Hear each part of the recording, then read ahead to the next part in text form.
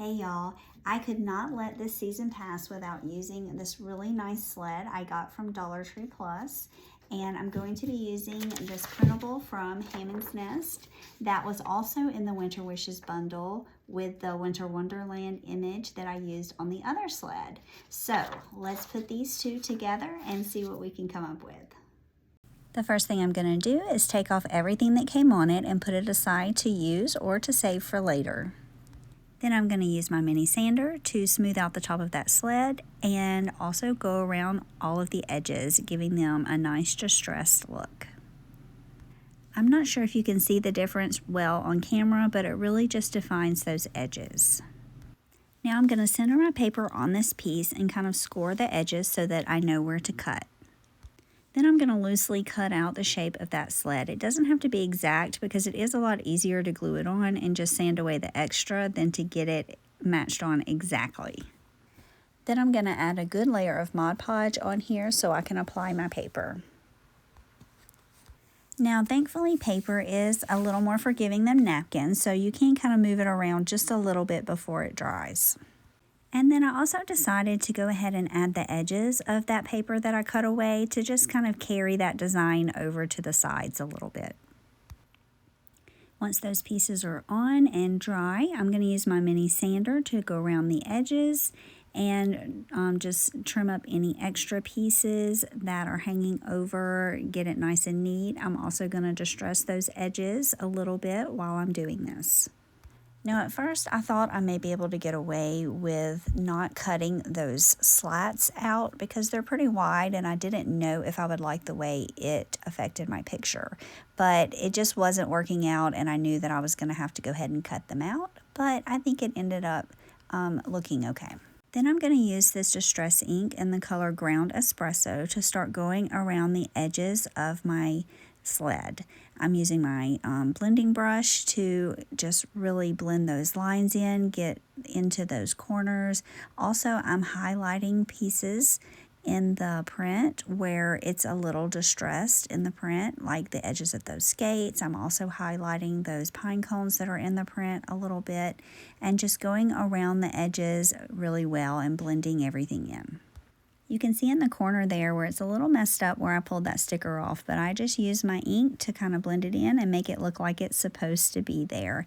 That's what I love about this distressing and ink blending because you can just really cover up a lot of things. I'm using a little small paintbrush here to get in the grooves and get that piece of board that's in between those slats and just add a little ink to that too. Now for my bow, I have a 36-inch piece of burlap ribbon, a 24-inch piece of this green plaid ribbon, and then you'll need about 12 inches of this white burlap. Before I make my bow, I'm going to cut away the edge trim of these ribbons because I want them to fray on the edges. Since the rest of my project is distressed, I wanted my bow to look kind of worn and tattered. I'm going to use my bow dabber here, but you can also just hold the pieces in your hand if you don't have one. I'm going to layer my burlap ribbon back and forth until I have about 4 loops, and I'm going to kind of adjust my loops here to get everything the width and the size that I want it. Then I'm going to take my green ribbon and loop it back and forth to also make 4 loops.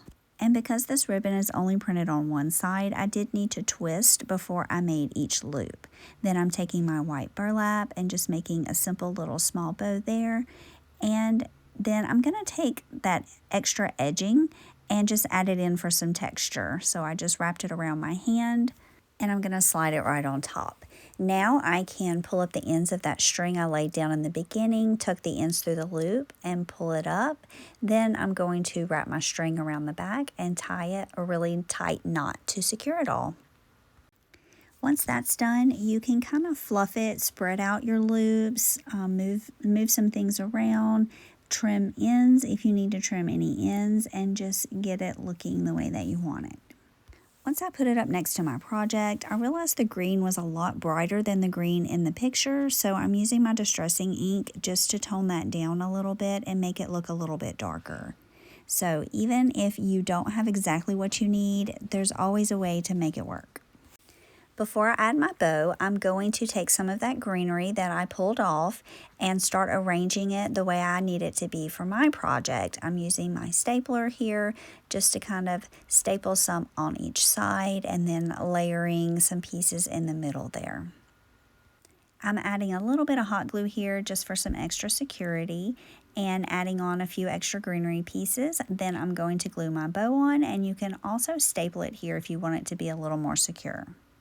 I got this pick at a thrift store and I thought it went really well with my picture, so I'm just cutting it apart and seeing kind of where I want to place those pieces, and then once I get them arranged how I like them, I will start gluing them in.